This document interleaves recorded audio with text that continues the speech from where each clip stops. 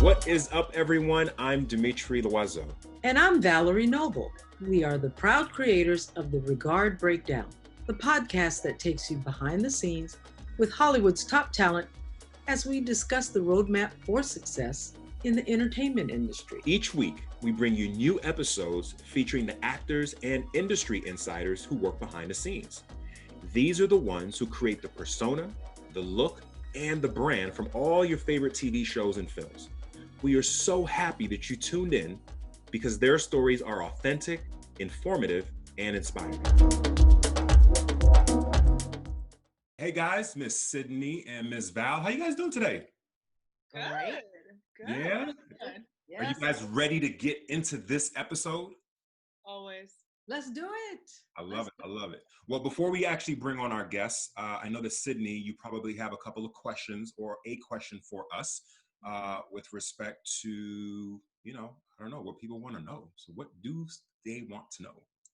All right. Well, you know what I do. You know that I'm all over social media waiting for some good questions coming in from our listeners. And today we have a really good one from Miss Maya Brown. You can find her on Instagram at Maya Array. She asks, in an industry that is often so unpredictable and full of no's, how can creatives stay motivated and energized? And then she wants to know how you, specifically Dimitri and Miss Val, personally keep yourselves encouraged. So, I really like this question. I think that it is always a great topic, given how, this industry can be so up and down for so many different people. And I'm excited to hear what you think. So let's start with Dimitri. Are you ready for On the Clock? I think so. I mean, this is a really tough question, but let's go. Let's get it. Okay. Well, you know how the game goes. 60 seconds on the clock. I'm going to cut you off at that 60-second mark and throw it over to Miss Val. We'll see if you can come in under, yeah? Let's do it. Okay, you are on the clock, Dimitri, in 3, 2, and 1. I think it really depends on the person, like personality, who you are, what you want, what you're trying to accomplish. Are you the type of person that's always dependent on someone or something to be able to make something happen? Or are you the type of person that you're going to go after it and get it, right? There was a saying that was said before this. It says, don't ask what your country can do for you, but what you can do for your country. I think the same kind of applies to people who are in the entertainment industry.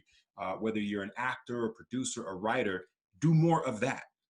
Do monologues, write, different scripts, or screenplay, try to direct something, even if you've got to use something like an iPhone to try to direct, just to try to get your chops up. And then I think it's very important also to just go outside of the box. Sometimes that might mean doing something outside of the industry, even though it's kind of a little bit related. But doing something like that, it kind of takes you away from like always looking for the next opportunity, at your phone, like you're watching the stocks or something like that. That's not. All right, D. Good points. All good points. I appreciate that. I was starting to really feel it, and I was really starting to get into it. But I also knew that I had my limitation with the 60 seconds, and so You want to know a secret is I was so into it, I almost stopped keeping time. Whoops. All right, Miss Val, what you got? You ready for On the Clock? I'm ready. Right. Your 60 seconds are coming at you in 3, 2, and 1. Well, the question is, how do we keep ourselves motivated, while you're pursuing your endeavors or really every day? And what I would say is lately, I've had a lot of time on my hands, but I've rediscovered something that I really like to do. So I think that what helps is finding something passionate, a hobby, a skill you want to hone and zone in on that. Lately, I've been reading a lot, one of my old passions that I hadn't made time for. And it makes it real exciting to be able to delve into some of the novels and the books that I've stacked up. I've read quite a lot. And it makes every day exciting to come back to, knowing that you get to do a couple of chapters a day. I would also say to make sure that you keep your posse tight and small, because it's really a matter of a birds of a feather scenario. So if you and your group are upbeat, supportive of one another, Oh, Oh, but it was so good. oh, I was getting to the good part. No, that was like semi masterclass, Val. Uh, Getting to the good part. All I right, like but that. you have a gist. You have a gist. I mean, lucky for us and lucky for all the listeners and viewers on YouTube, we are getting into it for a whole hour, maybe. I don't know, maybe more, maybe less. But, you know, I love this question for you guys. I love this question for today's guest because we always talk about the importance of versatility and of being able to wear so many different hats. Dimitri gave me great advice once and said the only difference between the people who make it and the people who don't is the ones who made it never stopped. So I think, you know, I hold on to that. You know, that is close to my heart there. I'm really excited to see what today's guest has to say because I know that they've had a long and wonderful career. And I think that the advice is going to be pretty priceless. So, Dimitri, do you want to introduce who we have today? Absolutely. Thank you so much for that, Sid. Well, listen, today's esteemed guest is no stranger to the stage and screen. He first won the hearts of viewers everywhere when he landed the recurring role of Robert Foreman on The Cosby Show. Since then, he has become a seasoned Hollywood veteran with television work that includes All My Children, Girlfriends, Ghost Whisperer, Cold Case, Make It or Break It, Mistresses, Husbands of Hollywood, and much more.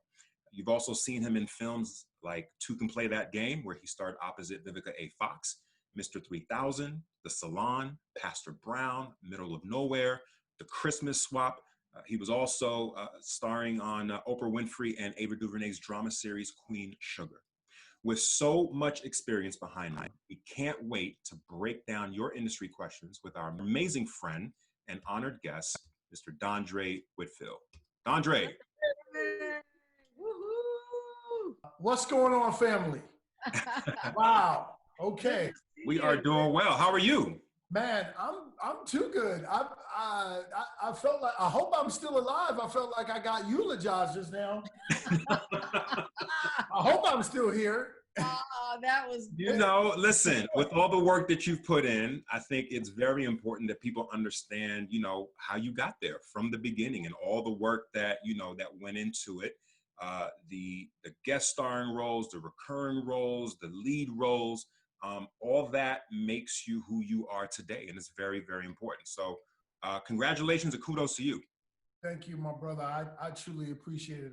You know, I'm sure that you know, because you and I have spoken on a number of different occasions to know that, you know, I've worked really hard over a number of years, 35, going on 36 to be exact, to build that career. So it's been awesome, man. I am truly fortunate to be in this position, but I think I'm making God proud with the fact that I'm not wasting the opportunity that He's been giving me. Absolutely. And, you know, Val and I did the best that we could to try to, you know, offer some advice with respect to, you know, how, you know, individuals in the business can stay motivated and kind of continue on that. What's your take on that? You know, it's not a question of whether you get an opportunity. It really is a question of whether you're ready when you get the opportunity. I hear so many people, particularly now in this time of microwave. Everything is, you know, push two buttons and everything should magically happen, right? Social media is push a button, everything magically happens. And really, a career that has spanned over 36 years you don't get to push two buttons and have it magically happen. Like, this is not a microwave, it's an oven. So you have to begin to think about your life and think about your career like an oven. I am so thankful for delay. And the reason why I say delay is, you know, there are people often come to me and they say, you know, I feel like I'm not getting it. I should have had it then, or I should have had it now. And I thank God for my delay. Delay does not mean deny. So when God is delaying you, you have to figure out why you're being delayed. There's a reason why the pause button is being pushed. If I had come into everything that I have right now, if I had come into that in my 20s, I would have squandered it. Yeah. I would have killed myself, and I would have probably killed some other people in the process. Not the literal kill, but the figurative kill where you're overindulging, where you're abusing, you know, and abuse comes in a number of different forms. And so I thank God for my delay, because God was looking in the oven going, not yet, not yet. Every great recipe, when you put that joker on 375 or 400, you got to sit there, and there's a time on that. That's not a microwave. Every great recipe takes time. Every great recipe is made in an oven. So I want everyone to know that those times where you're being delayed, work on your craft, work on yourself as a human being, right? So I have to do that every single day. And every time I elevate myself, I'm elevating every other form and every other version of my life, right? And so for me, it has really been just about honing my craft as an actor and elevating myself as a human being. Those are the things that are like, that's the secret sauce to building not only an accomplished career, but a successful life. Yeah. And, you know, I love how you broke it down with respect to recipe, right? You obviously being from Brooklyn, there's all kinds of recipes that you can get involved in being from Brooklyn, right? Yes. And some of those, some of those could actually be a recipe for disaster, right? So how did you, like when you started into this business, like how did you get the ingredients? Where was it from your family? Was it from your friends? Where did you gather all of these ingredients to create a recipe to say, okay, this is the direction I'm going to go into, and this is how I'm going to stick to it?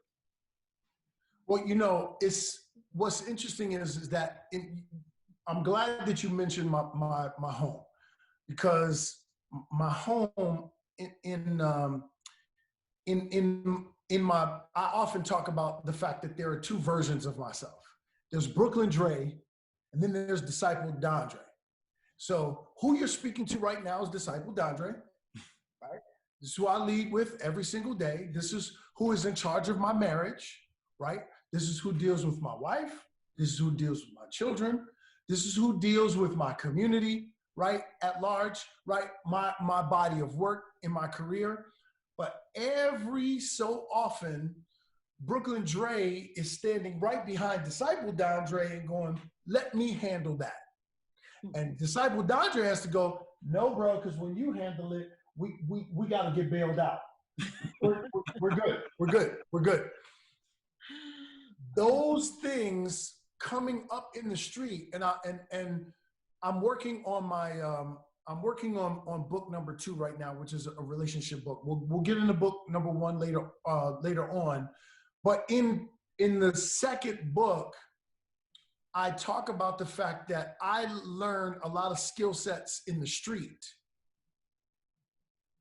but those skill sets that I learned in the street are the skill sets that will get me in trouble in my house. So all the things that I learned in the street, if I bring them into my home, those are going to get me in trouble. Now, they are great skill sets for being on the street, but I'm not dealing with the street when I'm dealing with my wife or dealing with my children as I build them. So Disciple Dondré has to lead in those areas. So when you talk about the ingredients, all of the things that I saw in the street, when I saw people I didn't like being on punishment for a week when I was a kid. So I knew going to jail was not an option for me, because we're not talking about a week. You're talking about months or years. Yeah. I didn't want to be on punishment for a week. So I already knew that a career as a criminal was not going to work. I had the hands for it, but I didn't have the health for it, right? And I often talk about this when I'm talking about when someone is locked up. When society wants to punish you, they take you away from your community, right? And they put you in a cell. Well, what society began to figure out was, oh, hey, you know what? The people that we demonize or that we criminalize, and we put them in a prison system, they make another community in jail. So when we really want to punish them, what do? Put them in solitary confinement, because we take them away from all of their community. Why is that a punishment? Because God created us to be communal. And for me, when I was taking away from my community, when I wasn't allowed to be communal, I realized how heavy that was for me. And so every day was about me building another space of community. So those are the other parts of the ingredients that go into what made me in terms of being an actor, and then ultimately in terms of becoming an author. Right. Now, with respect to community, what did you appreciate most about the acting community that drew you to that space and wanted you to build a career out of that? You know, I felt in my acting communities something that I rarely felt in my living community, which was a sense of oneness. Really? In my living community, yeah. In my living community in Brooklyn, it always felt like it was me versus the world.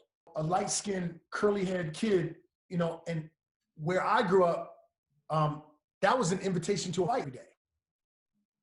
That literally was an invitation. Oh, you think you cute? No, I'm just coming outside to play. But those things were an invitation to fights. And I had to learn how to defend myself and learn actually how to become the aggressor, because people who simply defend themselves in those environments usually are the ones that get eaten. And so you have to learn how to become a lion quickly, or you get eaten. And so I always felt like it was me versus the world in that environment. But in my acting environment, it always felt like I had advocates. It always felt like I had brothers and sisters in arm. And I think that was one of the powerful things that drew me into the acting community. Nice, nice. So I think one of your biggest roles that you had in the beginning was when you were on a Cosby Show. Nothing bigger than that. I mean, ridiculous.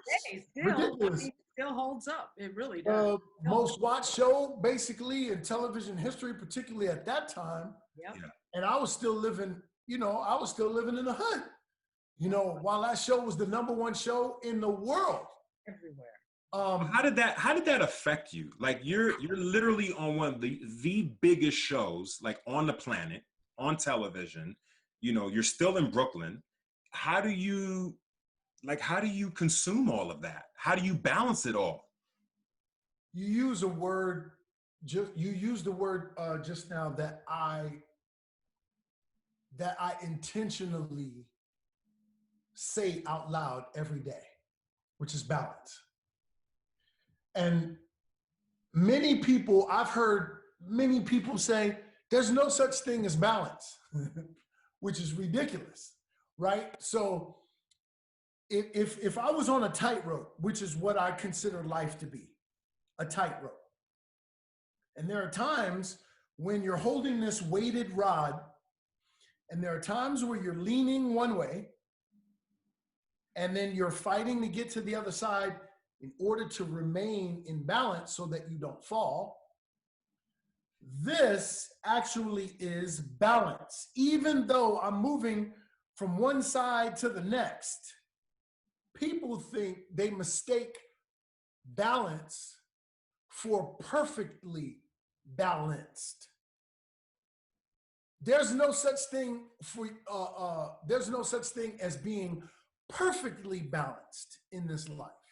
But there is such a thing as remaining in balance, right? So for me, every day was something intentional about, and it's now that I'm 51 years old, now I'm really subscribing to that notion of trying to remain balanced. When I was in Brooklyn and getting on the Cosby Show, and the mental an emotional trip that was. Whew. Being on the train every single day and having people go, aren't you that dude on the Cosby Show? What are you doing on the train? Because people think immediately, you know, when you get on television, you're a multimillionaire, and then, you know, things just, it doesn't work that way. Mm-hmm. You know, I was barely making anything. That was my first job. I'm a rookie, mm-hmm. right? And so just the trying to remain balanced in the sense of I've made it, I've accomplished everything simply because I've attained this great job and I'm working with these uber famous people, and then having, you know, people recognize you and you're signing autographs, and that is a mind screw, particularly for a 15-year-old boy. Mm-hmm.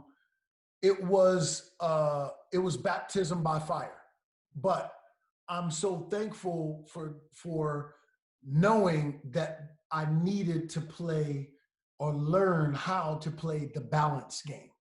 And I think that I made my mother proud, and I've certainly, you know, come into a great life because I've always fought to stay in balance. Yeah. You know what I really like about you is your ability to read the room.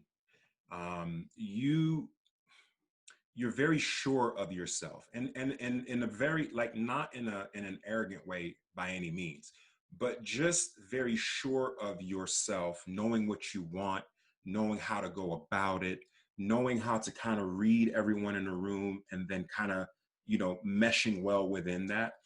Has that been, has other people found that to be intimidating, like when you're on set working with your colleagues? First of all, I'm so humbled. Thank you that's the ultimate compliment you could ever pay me. Because I truly believe that, number one, growing up in an environment like Brooklyn, you have to learn how to read people quickly. You have to learn how to read whether you're in danger or not. Mm-hmm. And so how that translated to my life now is, to your point, I immediately assess the environment that I'm in. Is it an environment that's mine, or is it an adversarial environment? There are often times, because I walk into, and to your point, it doesn't make a difference where you put me. I will walk in as myself all day, every day. I will lead with the fact that I am man and not male, and lead in going, no matter what, I'm going to make this room mine. And when I say make the room mine, I am going to give the room what I feel like it needs. Sometimes the room doesn't need anything, and so sometimes I don't give the room anything other than an ear, right? Right. But there are times often when I know that the room is at a deficit and that the room does need me.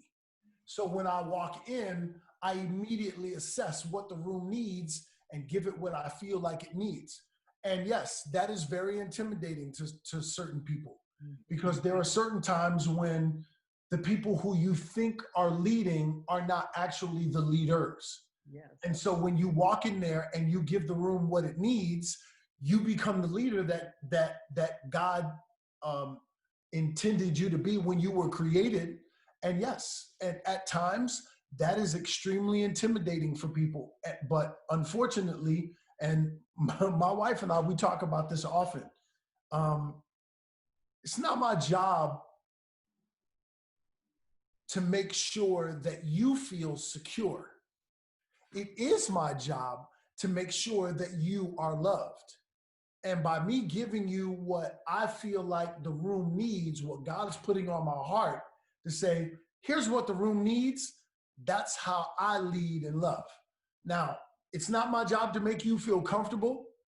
That's your work. My job is to give you what you need in that moment. And the rest of it, that's for you to work out. But I have to be me all day, every day, because that's what God demands of me every single day. Yeah, no doubt. And, you know, I really appreciate the fact that you and your wife are really tight. And especially because you guys are in the same business. So often we hear about couples that are in the industry and you know, after 3, 4, 5 years, they're done. How do you balance what you're doing, what your endeavors are, what your wife is doing, what her endeavors are, and bring that together to make it a true powerhouse? Because we are in community with each other and not in competition. So that is my partner. That is my helpmate. I am her partner. I am her helpmate. So we aren't in competition with each other. Last night, I can't say what we talked about specifically, but last night was our anniversary. 18 married, 25 total. I always say I have a wife of 18 years and a girlfriend of 25 years. And so last night we drove to. I didn't tell my wife where we were going, and I made dinner plans, and then we were going to see the sun set, but I didn't tell her what we were doing, and I just said, be ready to leave at this time, and that was that. And put my wife in the car. We were going on a date. I got a phone call from someone in our industry who's an acquaintance of ours, who I'm sure was calling to wish us a happy anniversary, famous person. And I hit ignore on the call. And my wife said, you're not going to answer that? I said, I'm on a date.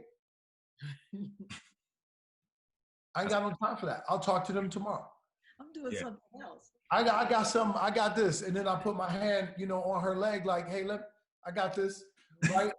So we drive to Malibu. We look over the ocean, and the sun is setting. And I bought this beautiful bottle of champagne. My wife had no idea about any of it. And, we park on the, on the side of the road. It was a real date. Right. And we did this great toast, and we sat there, and we just, as we watched the sunset and we overlooked the water, we began to speak life into our future. Mm.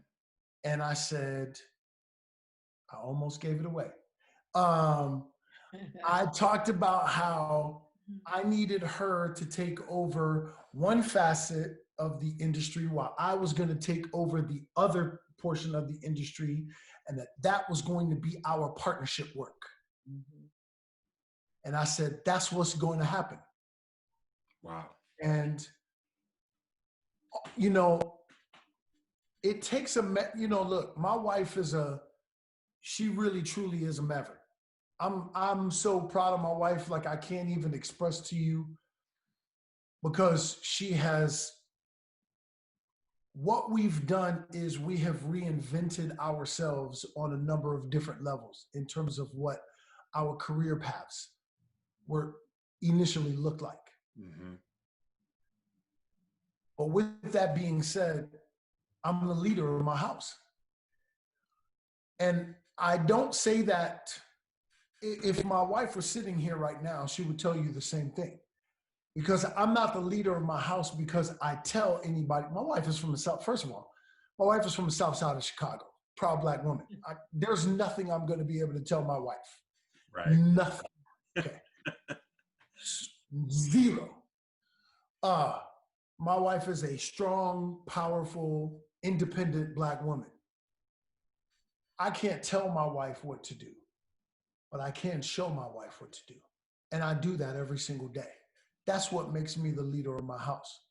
So I am the model that my house, my wife, and my children mirror, because I am the model. And so last night, me again modeling the space of, babe, this is what we're going to do. This is how we're going to do that. And we're going to do that like we have done the 25 years that we've been in partnership. Here's what the next 25 years of our life is going to look like. Mm-hmm. And I presented it to her because I had been planning that for quite some time. And so when I laid it out for her, the only thing that my wife could say was, yeah, word. And she put her glass up and we toasted, and that was that. Okay? Yeah, right? Got it. Yeah, That's amazing. because I got to make sure that I'm sharp in what I lay out. You know, I mean, look at my wife is sharp, right? So the plan that I lay out in front of my wife has got to be what? It got to be sharp. Yeah, tack sharp. It got to be sharp because she gonna tear it up if it ain't, right? Yeah. On a quiet storm level, because she's been going at it on the under for a long time. For a long time. Might not have been paying attention, but Right. she's going hard in the paint. In the paint. A long time, yes. No question. Yes and yes. And it's funny that you say that, because we've had an opportunity to work with both of you guys, you know, through the magazine and other things as well too. Yes, And sir. every time that we've actually, you know, worked with Sally, I was always like, yeah, she's more than just an actress. Like I could just tell. She was telling you what to do. Yeah. Yeah. Like I'm typically the one directing, but she was directing me. I was like, well, did she just, okay. I mean, it is what it is, right? I got. What am I going to say? And the same for you. Recognized game. It was never in, no hard feelings. Game net recognized game. Listen, let me tell y'all something. I say this all the time because people talk about like her directorial career, which is so great. And I said, and my wife owes much of it to me because I let her direct me for 25 years. Inside practice. Yes, indeed. Yes, indeed. Yes. That's a big graduation right there. That's fantastic. And y'all still toasting at a sunset, Hey, listen, and let's keep it going. No question. That's one of the biggest keys. You got to keep speaking new life into everything that you do. Otherwise, it will die. Yeah. All right. Absolutely. So once you execute a specific portion of your plan, you got to come up with another plan to take you into the next. Yeah. So last night was extremely pivotal. I can't even explain the feeling that we both had as we drove away from that, because that was the first part of the night, and then I took her off to dinner at another one of our favorite spots in Malibu. But just driving away from that space, like I felt like we had graduated to another portion of our partnership. Like we locked in even tighter. So if anybody, I hope people are betting against us, because they are in for trouble. Because Dimitri and I always say, bet on black. Period. On black. Bet on black. Hey, listen. Guarantee. This glass right here right. says strong. What that say? Strong right. black lead. That's right. Bet on black. I love that. No, I mean, I think it's so fitting, the conversation that you had with your wife with respect to jumping to the next level, or I call it kind of going into the next dimension, right? Because once you've reached the levels of whatever you're at, now you got to go into something else, right? And, I really appreciated the conversation that you and I had the last time that we shot. You were doing Queen Sugar, and you were telling me about, this beautiful, like, project that you're working on. And I call it beautiful because it takes a man to be able to do what you're doing right now. A lot of people talk about a lot of different things, but very few people are actually doing it. And, there's a certain level of like zeroing in that you have to do on yourself before you can even exude that outward. And you've done that. You've done the work. And I'm talking about the book, Male versus Man, which, first of all, congratulations, number one. When did you decide that your transition from entertaining others, from the camera standpoint, to then really like building strong communities of men was not only important, but it was your calling? When did you decide? First of all, thank you for the compliments, brother. I get goosebumps all over my body thinking about and get a little choked up, honestly, because I often tell people that acting is my passion, but activation is my purpose. And trying to activate our males to become men is absolutely a life mission. My father was in and out of jail for most of my adolescence. And I bumped my head up against life's brick wall for a number of years trying to find my way into my own manhood. And the reason why it was so difficult was because I didn't have enough information and instruction. I did not have a manhood drill instructor.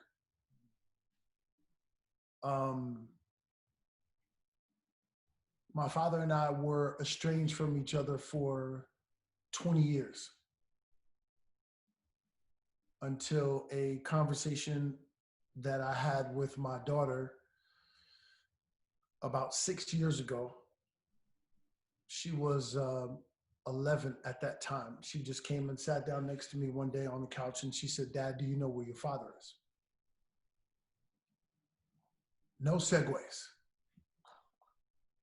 And it was the most incredible thing. You know, God always, in order to be a great actor, you have to be a great listener. In order to be a great husband, you have to be a great listener. In order to be a great father, you have to be a great listener. In order to be a great man, you have to be a great listener. And so everything about my life has been about me learning how to be a great listener. In order to be a great speaker, you have to be a great listener first. So the key to building a great life is learning how to listen. God will always send you a messenger to tell you what you're supposed to be doing next. The question is, are you a good enough life listener in order to receive what God is sending you? When God sent my daughter, who was 11 years old, to come and sit down next to me on the couch with no segue and just sit down and simply ask, "Do you know where your father is?" Now think about that for a second. Let's pause the conversation right there and give that space. Sit with that for a second. How in the freak? I'm a vegan, so I have substitutes for meat. So for cussing, I have substitutes too. So how the freak is an 11-year-old child going to come and sit down next to their parent and just ask, "Do you know where your father is?" How do you even know how to ask that question? You don't. You are a messenger. You are a conduit at that point. So I'm sitting there and I'm like, I knew instantly that God was sending me a message through a messenger that I couldn't shoo away. The first messenger he sent was my wife. And I shooed her away because I wasn't prepared to deal with that conversation. So I played the man card. This is a man thing. You don't know nothing about this. I would appreciate it if you don't even, let's not even deal with that, okay? Because that's not even, and then she was gone. But my daughter, I couldn't shoo away. And I recognized, okay, this is the second messenger that you're sending to tell me this is the part that you need to deal with before you graduate, before you matriculate into the elevated space of your manhood. And I sat there and my daughter just asked me a series of questions.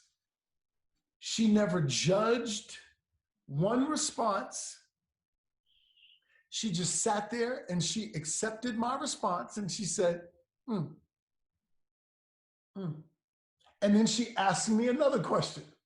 And the last two questions she asked me that I couldn't get away from was, is that my grandfather? And am I ever going to meet him? And I can't tell you what that did to my heart.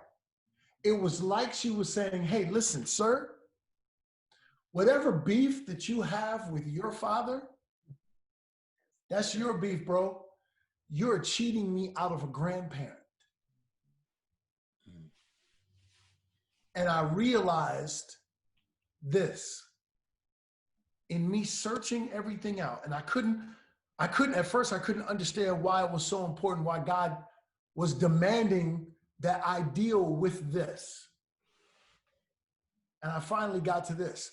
My father couldn't father me because he himself was unfathered. And so it wasn't important for me to have a father-son relationship with my father so much that it was more important for me as a man to be a brother to my father. To give my father what society never gave him: understanding, love, empathy, knowledge. When I got to that space, it was like all the disdain I had in my heart for my father, for abandoning me, for kidnapping me when I was 6 years old, for abusing and abandoning my mother, for not pouring into me, was gone. And instead of seeing my father like the 70-year-old version of himself, I saw him as the 7-year-old version of himself that never got what he needed. And I went back to New York, found my father, and while we were two men of different faiths, we were two men of faith. And we had one of the most powerful conversations I've ever had with a human being in my whole life. And when I wrote Male versus Man, it was a playbook for manhood that I was dedicating to my father as the 77-year-old version of himself. That if he had had that in his adolescence, he would have come into manhood at a much earlier age. And if God calls me home sooner than I anticipate, then my 11-year-old son will have a playbook for manhood that he can immediately look at and go, okay, here's how I matriculate into my manhood, even though my father's not here. So, yeah, me writing Male versus Man was, there were a lot of days where I was in tears typing. Yeah. Definitely a calling on my life. Yeah, definitely. You would have to be. You know, you speak of it as a playbook for manhood. And I'm sure that first conversation with your father had to be a very emotional conversation. What was the very first play that you had to run just in that conversation alone? Again, just leading in empathy for the 7-year-old version of my father and not looking at him like the 70-year-old version that had abandoned me. My father could only do what he was equipped to do. My father couldn't give me anything that he was never given himself. And so the day that I allowed myself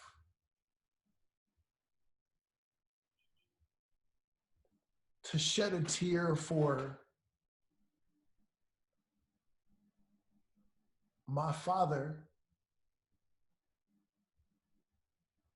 as a child was the moment that our relationship began to mend. Because the pain that was associated with him, as I said, the disdain, the anger, all of that had subsided because as his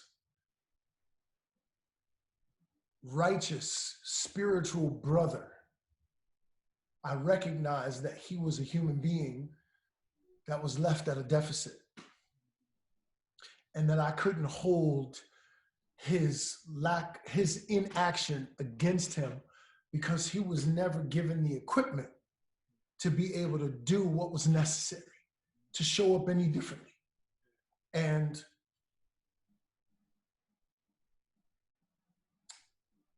I just felt so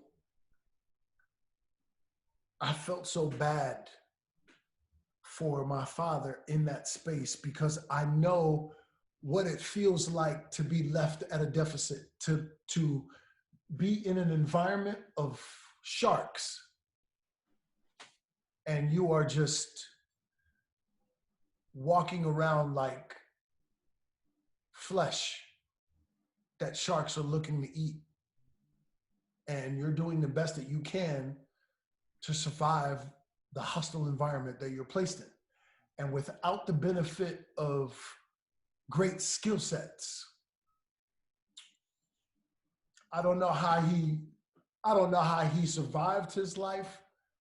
And so I had more admiration for another brother who survived a hostile environment, as opposed to feeling like this was some chump that somehow shortchanged me. So once I got to that point, man, it was like I was able to really love my father and not hate him like many of our brothers do in their relationships with their fathers that they feel like abandoned them or abused them. Yeah. Wow, that is beautiful. That is powerful. Was it at that particular moment that you then decided or knew what you had to do with respect to male versus man? Was that defining moment where you were like, okay, here's my purpose. This is my activation. This is what it is. I always tell people that that was the confirmation. I already knew that was my purpose, but that was the confirmation. That was the proverbial stamp. Because I often tell people, I counsel couples, and I also life coach some pretty accomplished individuals, and I always tell them that there's going to be a great difference between your passion and your purpose. I have a lot of different passions. Acting is a great passion of mine. Golf is a great passion of mine. Working out is a passion of mine. Right? I got a lot of different passions, but they're not my purpose. Golf is a passion. You know, one day you jog and you like, Dre. I'm like, yo, listen, that in itself, this is how, I just want people to know how this podcast episode came to play. So, you know, Dondré and I, you know, we live in the same area, and I was jogging, you know, trying to stay fit. And I see this brother walking up to the tee, and I'm like, that's Dondré. I know that head. But I was like, if I say something now, I know it's gonna mess up his concentration. But then, like, he's so busy, I gotta get a hold of him. Yeah. So I yelled out, "Hey, yo, Dondré! What up? How you doing?" That was amazing. And we were both solo, right? Yeah. I'm out there by myself. Yep. Right? So I'm sitting there, I'm using the game to clear my mind. Again, a passion, not my purpose.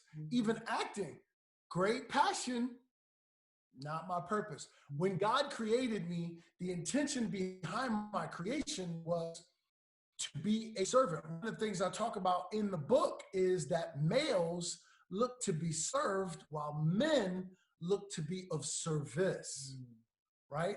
So every single man, every great man is only a humble servant. Your purpose in life is to be a servant, right? So what God did was God gave me a talent to be an actor, but the acting portion was for me to come into a platform that would suit my purpose. No one would listen to me if they didn't know me as an actor. They'd be like, why should I listen to you? But because they know me as a veteran of 35 years that have been on some iconic shows and been on some of their favorite shows or movie or whatever that is, they're willing to give me 5 minutes, right? So my platform gave me the 5 minutes, but my content will turn it into 50 minutes. So again, it's about me being a man of service. And that is the purpose and the calling on my life, right? So all of those things, when we were talking about, my father, I always knew that, me, I always tell people that I counsel, because I counsel marriages and I life coach some pretty accomplished individuals. And I often tell them, sometimes your passion and your purpose are going to be in 2 different spaces, right? And they always ask me, well, how do I know what my purpose in life is? It's very simple. If you sift through your pain will inform your purpose. So me being without my father, me not knowing what it was coming to my manhood, that is probably the greatest pain that I've ever had in my life. Well, that pain informed my purpose, because now my purpose is to get males to matriculate into manhood by giving them information and instruction. So I've always known that this was my purpose, but in dealing with my father, that was the confirmation that this indeed is my purpose work. Nice. So at what point through your acting career did you realize that acting was not your purpose? And even if you didn't know exactly what that purpose was, at what point in your career did you realize, like, you know what, I've got to be on to something else? Like, there's something else that's waiting for me to be accomplished or to be done. Well, let's think about this for a second. If I've often said that when I die, if the first thing that people say about me was, he was a really good actor, then I did something wrong. That can't be the first thing that they say about me when I die. My acting will be a footnote. Harry Bell, I never knew why. There have been a host of different actors that I look to that sort of inspired and informed my career path. Sidney Poitier, James Earl Jones, Harry Belafonte, Bill Cosby, all of those things as a performer, obviously. We'll get into that later. But I never knew why Harry Belafonte, there was something about my connection with him, why I connected with him. I never understood it until very recently. And it's because Harry Belafonte was not simply an entertainer, an actor, a singer, all of those other things. This man was a powerful humanitarian, a powerful purpose work visionary, a leader in our community.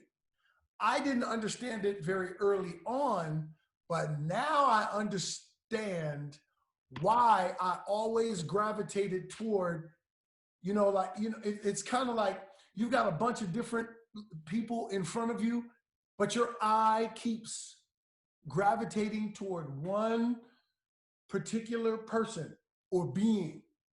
I never understood it. I understand now because my trajectory is very similar to his in that we don't lead with our art. It's a function of what we do, but it serves as a small piece of our overall puzzle. Does that make sense? Yeah. Yeah, that's who I am. And in no way, I'm not, before anybody trips at home, I'm not even putting myself in the category of Harry Belafonte. I'm just talking about the trajectory of being a servant to my people and to my community. And that will be the first thing that you speak about when I pass. In the same way that when, Brother Belafonte passes, we're going to talk about this powerful human being that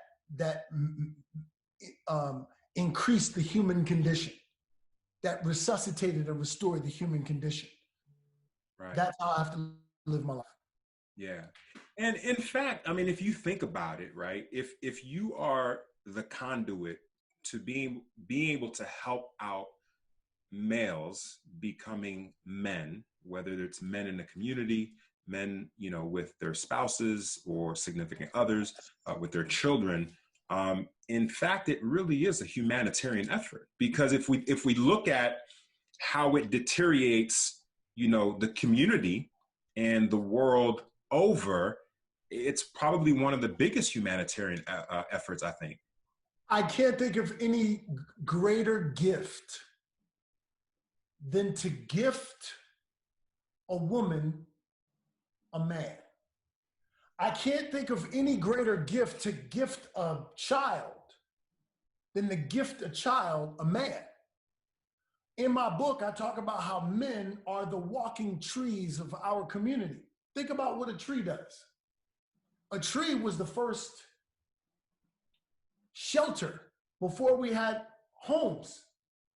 You go under a tree, it will shield you from the harmful elements of the world, right? Mm-hmm. What else does a tree do? A tree gives us oxygen when we give it poison. So even when our community gives us as men poison, we give it back something that allows the community to breathe better, to live better. What else does a tree do? A tree feeds us, right? You pluck fruit off of that tree. All day long, all I do is give my children. I don't just literally feed my children, but figuratively speaking, mentally, emotionally, spiritually, I'm constantly feeding my children. I'm constantly feeding my wife. That's what I do. I'm the walking tree of my community. So there's no greater gift that I could give every woman and every child in our community than to gift them a man. Because when a man is walking in his fullness, he is a walking tree. There's nothing greater than that. Wow. With all due respect to my sisters. Or more necessary at this point, more needed. Amen. You said that, I didn't. Yes, well, you know I'm saying it. Amen. Yes, Definitely. It's yes, necessary. That's and let me say this. It breaks my heart every day. It really does. There are times, and I think this is one of the reasons why I have been consistent in my performances as an actor. In order for you to be a good actor, you have to be a great listener. You have to also be one who is willing to allow yourself the full range, the full spectrum of emotion. That's why I'm always believable, in my humble opinion, always believable in the roles that I play, because I allow myself the full range, the full spectrum of emotion. I lead in truth, and I'm a great listener. That's you just described every great actor that you've ever seen, big or little screen. Those are the ingredients. And for me, it breaks my heart to see that there is a not so covert movement. I'm going to say it because I'm man enough to. There is a not so covert movement to get rid of the man in the equation of our community. That's a very real thing. Not very many people are talking about it because nobody wants to get assailed by the other folks that have another agenda. Plus, it's been baked in. It's so baked in from the beginning. From the beginning. This is the reason why we're fighting. This now, baked in. Now watch this. I talked about this earlier about every great or powerful recipe is slow cooked. It's in the oven. It's not a microwave. Now you said right. Baked in. In order for it to bake, it got to be in there for a while. Long time. Yeah. And so what we've done now is we've taken someone else's recipe for our community and we've made it our own. Yeah. Now, and this is the reason why Male versus Man, in my humble opinion, was also powerful, not just for our brothers, but for our sisters too. Yes.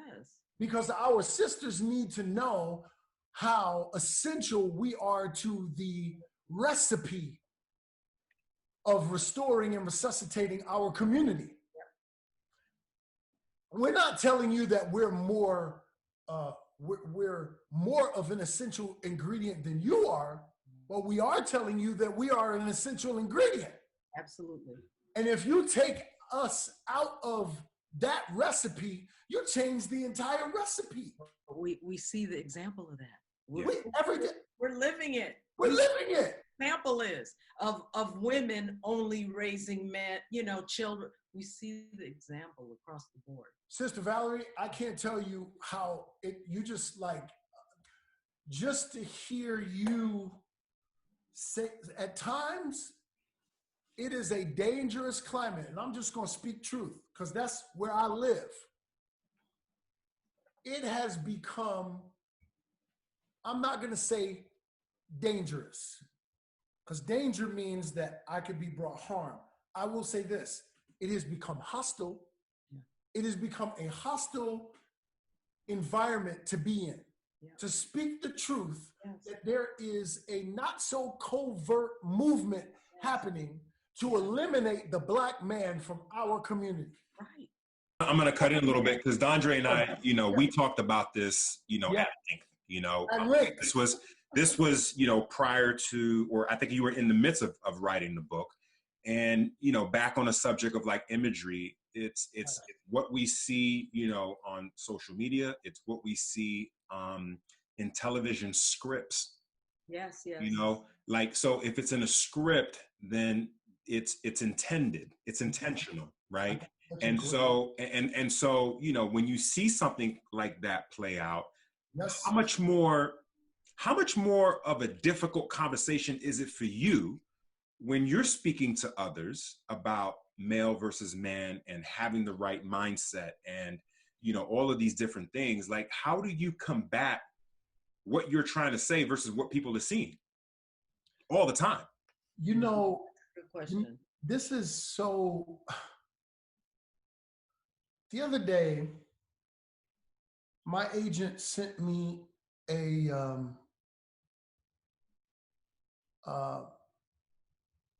piece that they wanted me to put on tape for a network television show. It was a comedy.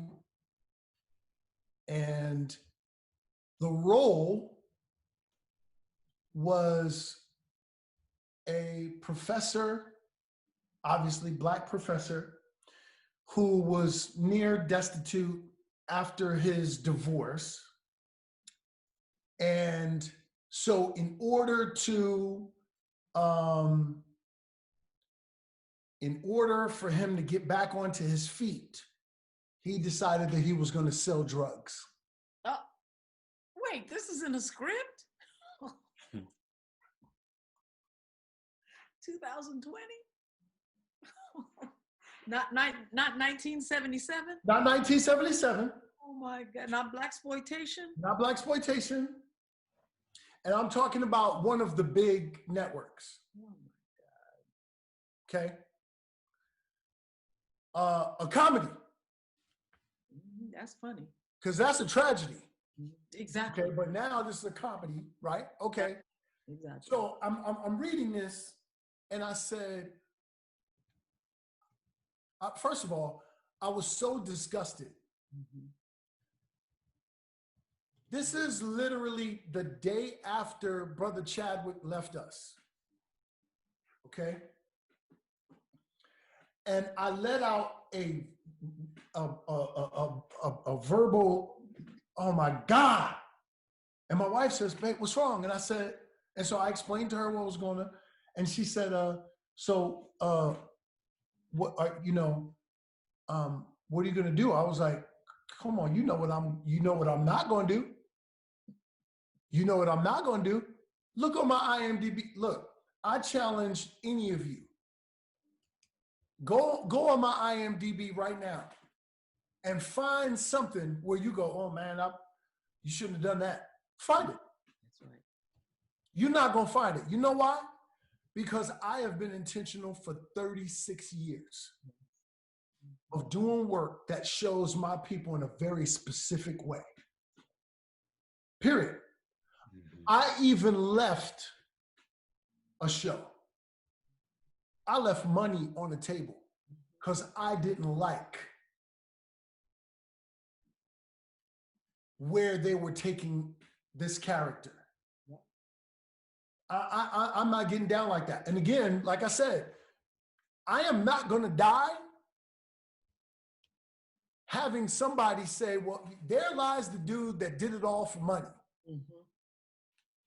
I'm not doing that because every single day, look, my job as a man is to be able to find, to do the things that I know will bring me peace.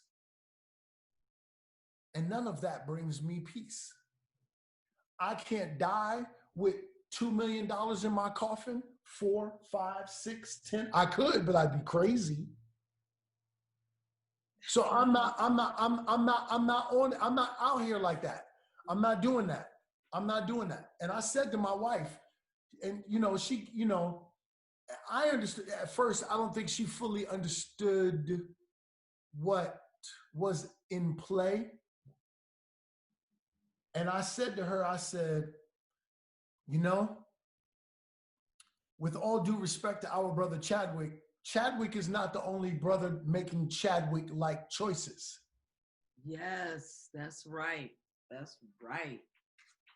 I love my brother, but Chadwick is not the only brother making Chadwick-like choices. Right. And when our brothers make choices like our brother, our King Chadwick made, mm-hmm.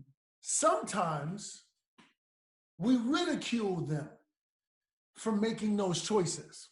Mm-hmm. But then when they pass, we sit there and we assail their character for not making them. Well, in the end, we could actually sow seeds into them being kings by affirming them when they make those kinds of choices. As opposed to going, you crazy. I'd have took that money. Nah, man. No, that's not how we affirm kings in our community. And that's why we're having trouble seeing kings show up. Because when we make king-like choices, there are times when we actually get ashamed or assailed emotionally, spiritually, mentally for making those kinds of choices. Right. That's crazy. But guess what? Nobody can play me out of me playing my position. Period. Yeah. Well, I kind of want to go back to what, we had talked about, certain situations with respect to specifically the Black community. And obviously, it's a great example of what it means to be intentional. It's not that any one of us are, coming from a place of judgment on what somebody wants to put out with respect to a song or the roles that they want to take. It's just that we know that as a community, that we just have to be more mindful than those who basically don't look like us, because we get harsh, we get judged more harshly than others, unfortunately. And so we just have to be a little more, mindful of that, because whatever each and every one of us do, in fact, we represent the community, right? And that's what people are gonna gravitate to, and that's what they're gonna look at. But just want to make that point, because it's very easy for people to take things out of context, and to say, "Oh, I looked at this excerpt, and Dondré said this or that or whatever." No, let's look at it as a whole piece. Totally. And by the way, Dimitri, with that being said, like yes, indeed. First of all, I don't care anymore. I'm past.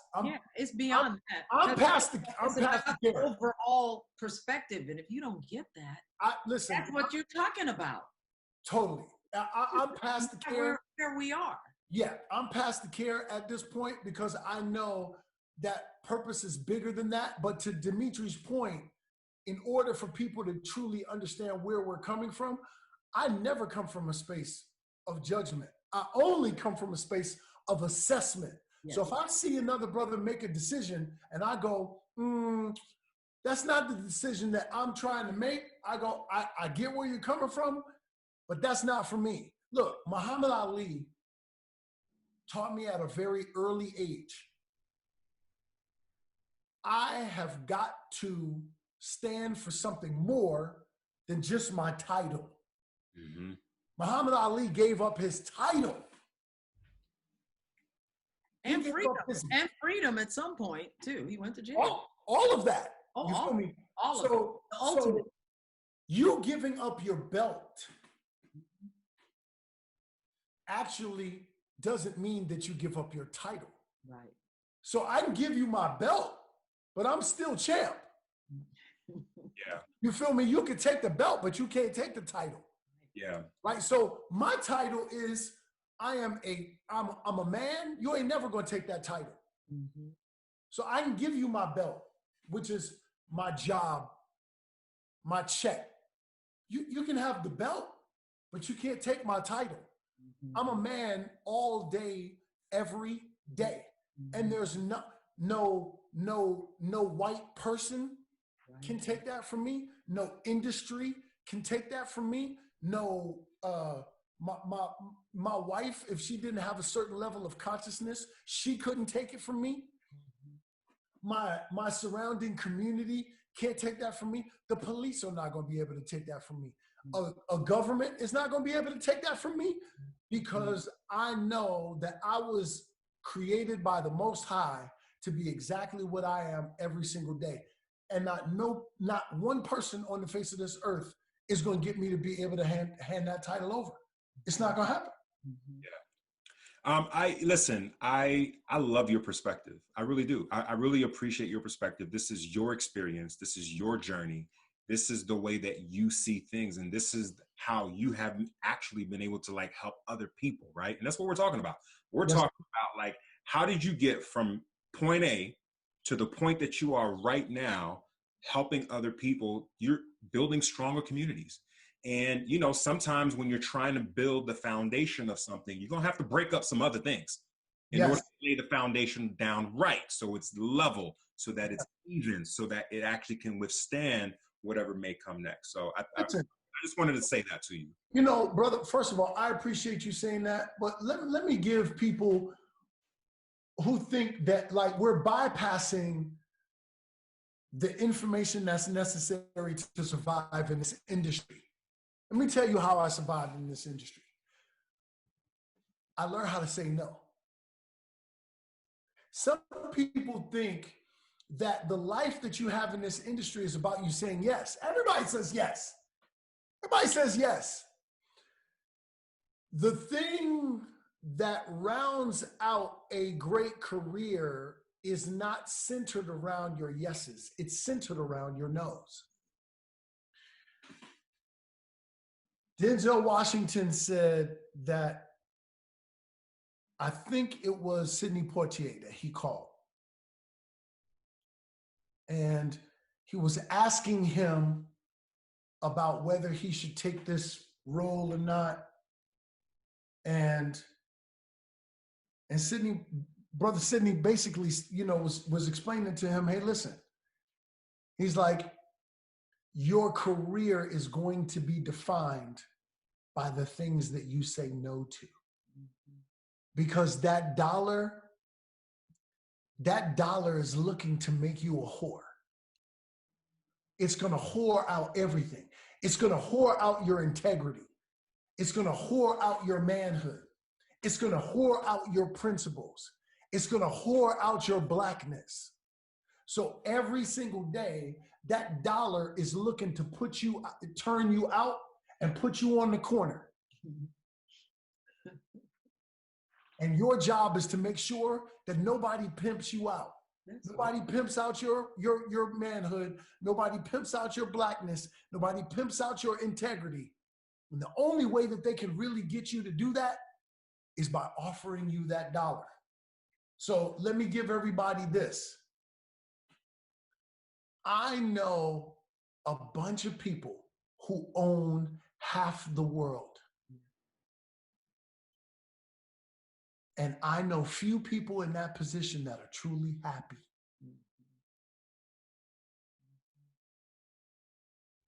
Because that's not what happiness comes from. Happiness comes from your purpose being fulfilled. That's why I'll never forget going to Jamaica and, this third world country for the first time. We're driving down this road, and there are people our brothers and sisters, who don't have great dental care, who live in a shanty, who don't have very many resources, and yet they're smiling bigger than the people who can afford this lavish vacation. How is that? How is that? Oh. What it says is that dollar is not at the center of your happiness. It isn't. Right. It will here's what the dollar does for you. The dollar is a great distraction to prevent you from dealing with what you're not dealing with. It's a great distraction. So if you're miserable about not dealing with your purpose work, buy you a new car. You won't have to deal with the pain of you not dealing with your purpose because you got a new car. But watch this. Watch how this works. Get a scratch on that car and see what happens to the power of your distraction now. Distraction over. Why? There's a scratch on the car. What am I doing now? I gotta buy something else to distract me from the fact that I'm not honoring my purpose. No dollar has ever been at the center of someone's purpose. When God created you, God didn't create his son or daughter and said, let me create this human being that's going to make a lot of money. God never did that. God never did that. We created that idol ourselves. Our flesh did that.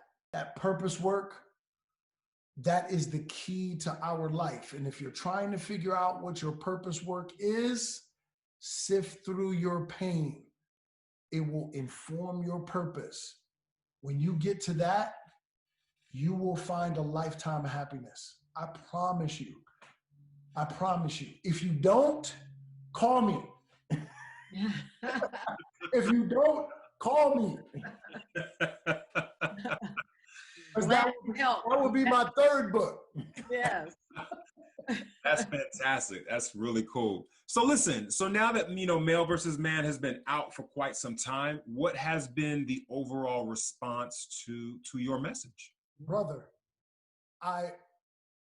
so two things, so powerful, right? Look on Amazon, it's probably up to, 300 reviews on it. The book is at like 4.8 stars out of 5. and just read the reviews from brothers to sisters to see what because I can't tell you that. I can't tell you what the experience is going to be for you, but they can. Yeah. Right. Those are living testaments, right? And I didn't pay anybody because I don't know any of them, right?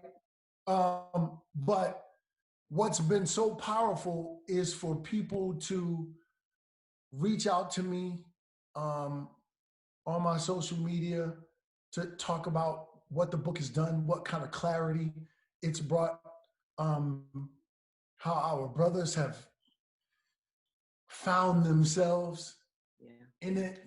Man, that just like, I can't even describe what that does when I hear that.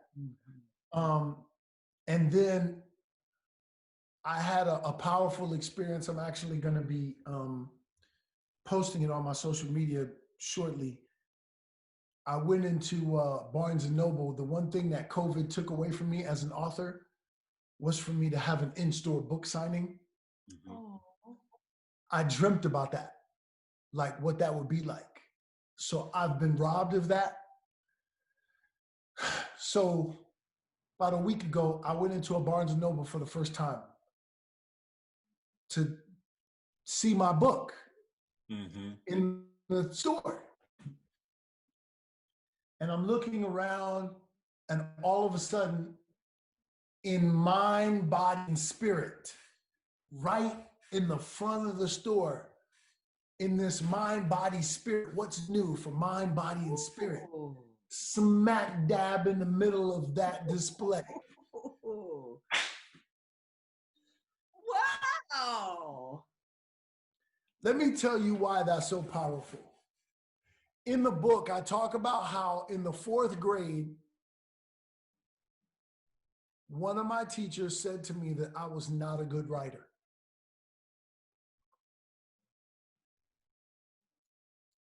That message became the infomercial to my life.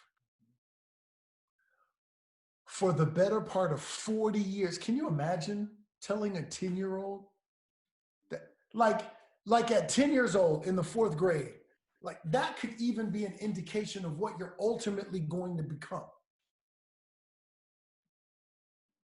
That message assassinated an author for 40 years.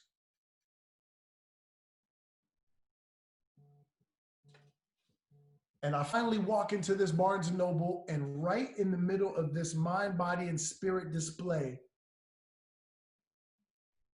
is this boy from Brooklyn, New York, who this teacher said was not a good writer, is sitting smack dab in the middle of that.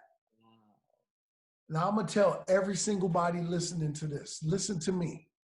Not one person breathing on the face of this earth has the right to speak death into your existence.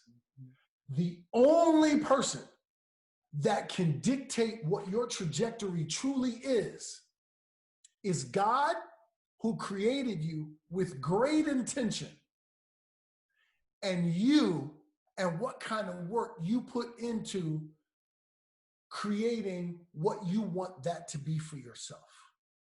That's it.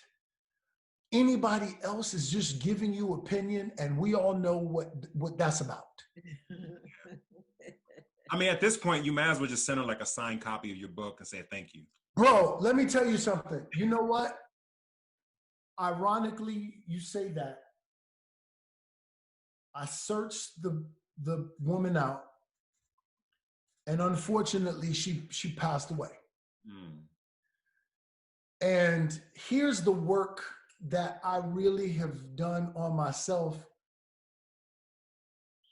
My flesh, because of the pain that she caused me, my flesh wanted to say, good. But the man in me said, I hope that I did your spirit well by proving that theory wrong. because she's not a flesh anymore. She is just a spirit. And I know that her spirit now would have regret about what her flesh allowed her to say. Mhm. And that I hope I made her proud. Yeah, you definitely did. And it's great perspective that you have. And I think Oh, that man. from what you've learned from your, from just what you've gathered in life, and, learning from good life lessons, and making that into like real life application, Yeah. shows the maturation, it shows the growth process, and you're making it happen. You're making it happen, man. So That took a lot of work, bro. it always does, though. It always does, right? Like you said, if I know that. you have to put it in the oven, that's the only, Indeed. Yeah. Yes, indeed. it takes Yeah. time. Yeah. Listen, so we're always asking people that we talk to on this podcast, about 3 pieces of advice that can help someone get on the roadmap to success. What would your 3 things be? It just about just in general or in the industry? Just in general.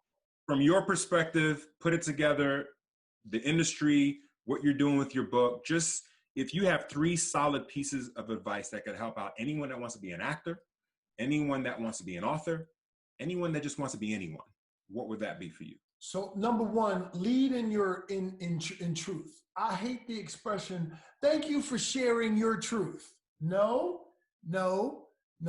That's like a side-eyed way of saying, that's not really true. That's your version of truth. No. So watch this. So the leaves on the tree that I'm looking at are green. That's not my truth. That's truth.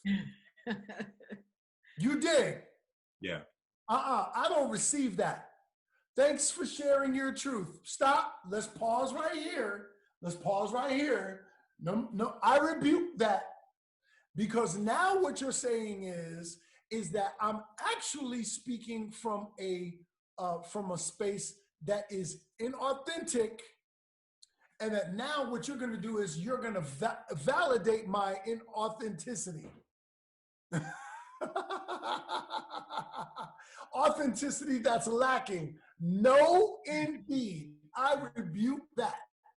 So what I want you to do is I want you to lead in truth. Listen, males look to be served while men look to be of service. That's not my truth.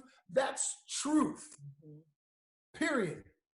So don't call me a male. Look, a male is like the baseline version of a car, right? No nothing, no power steering. You got to roll the window up. You ain't even got power windows. No frills. No frills. No frill. Like this is like it's just like a steering wheel and tires. You ain't got no AC up in that piece. Ain't no navigation system up in there. Ain't no stereo system up in there. Nothing. A steering wheel and tires. That's what a male is. A man is fully loaded. Don't call me a male at all. Being a man, look, male is my gender, but man is my job. Yeah. That's not my truth. That is the truth. So anybody, I want you to lead in truth. Find out what the truth is and soak and saturate yourself in it. Because anything that you do in life, if you lead in truth, it will always be good. It will always be good. Everything from your business to your relationships to your space with God, everything. Staying and remaining in truth, soaking and saturating in that, all good things come from truth. So lead in truth. 2, whatever it is that you want to do in life, figure out, first, ask yourself, what would I do for free? What would I do for free? Then figure out how you can get paid to do that. Mm-hmm. That's it. That's it. As an actor, yeah, I everything that I do in life, watch this. Everything that I do in my life that I make money at, I do for free. I do for free. I acted for free, and then somebody started giving me some paychecks. I'm a speaker. Look how long I've been speaking. I speak for free. I speak for free. And then I go someplace, and then guess what? A corporation, I charge them thousands of dollars to do what I do for free. I give people marriage advice. I coach people in the way of accomplishment. I do that for free. Guess what? There are some folks that got some money, and they pay me because that's valuable. Do what you do for free, and eventually, when you get good at it, somebody will pay you for it. Figure out what you would do for free, get good at it. Eventually, a check is going to come find you. Okay. Lastly, make sure that you are a spiritual being first, meaning you are trying to live a life in balance. Remember that we are spiritual beings that are housed in these physical packages. Constantly try to find a way to lead your life that is in spirit and out of the physical.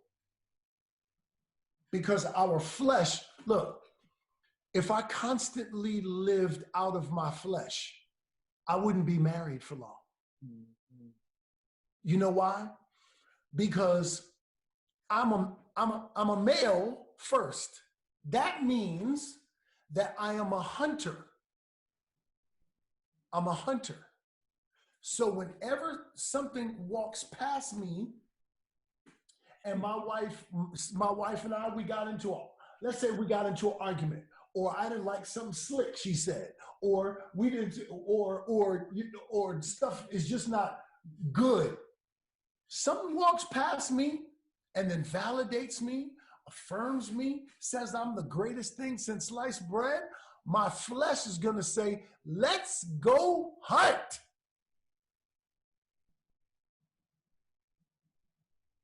That's making decisions out of the physical, out of the flesh.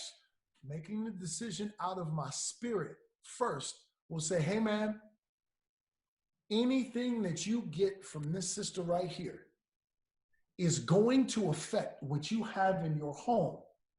Even if what you have at home is funky right now, that is short term. That's short lived. This right here is going to last you a lifetime of pain. The pain that you're experiencing at home, short, bro, short. Don't make a long-term decision over something that's short-term. That's living out of the spiritual. Don't make a career decision over money, which is going to be short-term, over something that you could eventually turn into something long-term, which is the trajectory of your career. That's being able to live in the space of spirit and not make decisions out of the flesh. The flesh is going to have you make decisions that are awful all the time. Make the decision from your spiritual space and not your flesh space. Dondré, I think you should write books, man. Yeah, because I could see him in the center of Barnes and Noble myself. Yeah, a whole stack of them. Yeah. I mean, give that a try. You never know what can happen. You never know, man. Just give it a shot. See what happens. Shoot your shot. Oh. Man, we talked about some amazing things, just always. Great. Yeah, I mean, obviously it feels like just a very normal conversation because these are things that when you and I, we get together, we talk about, right? So it's just nice to get it all out in detail and at length, and we really appreciate it. But listen, we've come to a really fun part of our show. Val's going to handle that part. It's called the 5. Yeah, don't Don't be scared now. No, this is easy. This is fun. This is light. Okay. I feel like I'm on the hot seat now. Okay. Yeah. No, we go. Right. So I got quick 5 questions, just off the top of your head. So my first question is, what was your first concert? Oh snap! First concert. Houdini, Run DMC, Public Enemy. Like that was my first concert, and I actually went on tour with them for a few cities. So New York, Philadelphia, DC. Like that was crazy. Like that. You followed them. I followed them. Wow. I followed them. Yeah, that was first concert, and literally I just, oh, y'all going to DC? Oh, I bet I'll meet you in DC. Yeah, it was crazy. Very cool. Very cool. Okay, so if you were stuck on an island and you could only take one thing, what would that be? Oh, snap. One thing? Mm-hmm. My golf clubs. Yeah. You said thing, not person. You said thing. Yeah. Thing. You said thing. Okay.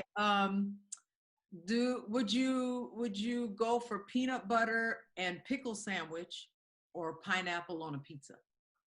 Pineapple on a pizza. Yeah. I don't know if I could get down with pickle and peanut butter. Now, and I love peanut butter, but pickle and peanut, nah. Pineapple on a pizza? Oh yeah. Get it. Okay. There's another hard one. Would you rather be stuck in an elevator for 5 hours or on a plane for 10 hours? Oh, snap. Is the plane on the ground or in the air? On the ground. Yeah, you're not flying. You just stuck. You know how they do sometimes. No, I got you. Dang. Okay. Are there people, my bad. Are there people in this elevator? No more tips. You know, what's the decision? On an elevator for 5 hours or on a plane for 10 hours? Is this COVID specific too? Oh, No. This guy. Pre-COVID. Okay, so pre-COVID, flying the way I fly, I'm gonna say plane. Because I could do all kinds of stuff. I could still watch movies and all of that. The airmen, snacks. Yeah, I'm good. Elevator, no snacks, ain't nobody coming. Yeah, nah. I got that. I'm good. Okay, and the last one, what skill would you love to master? Oh, snap. That you don't have already. Just, you're jam-packed with skills. But you know what? I'm going to have to, wow. I'm a scuba diver too, and there's I race motorcycles and cars and and horseback ride and all. I'm gonna have to go with.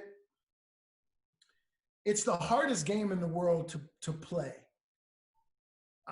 I'm really good at golf.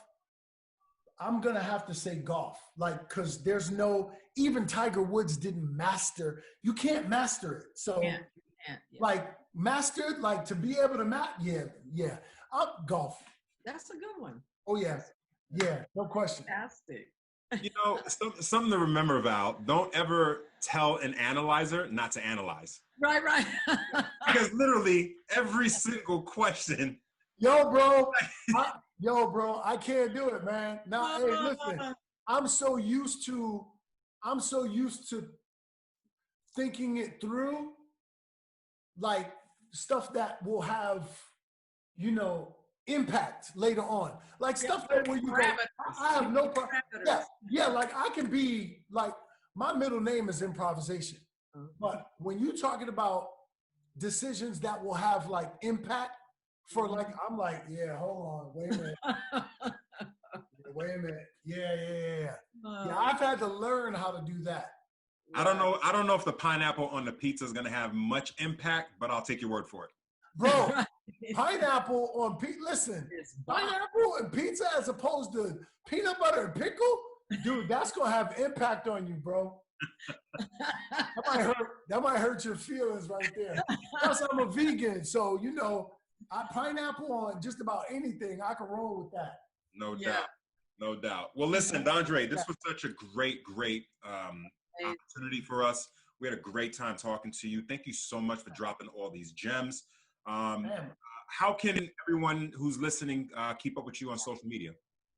All at all Dondré on Instagram, and I make a bunch of posts on everything from social commentary just in general, to stuff that I do on my book and and all of that. And then on Twitter is at Dondré Whitfield, and Facebook is also at Dondré Whitfield. All right, there you have it. Well, thank you so much to everyone who tuned in to listen in. And again, thank you so much, Dondré, for blessing us with this wonderful episode. And we'll see you next time, okay? Indeed. All right, brother. Fantastic. Sir. All right. Thank you all for tuning in to the Regard Breakdown.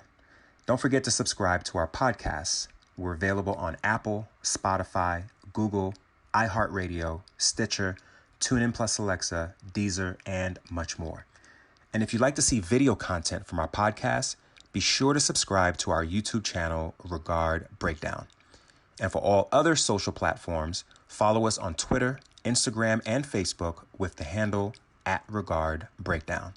Until then, we'll see you next time.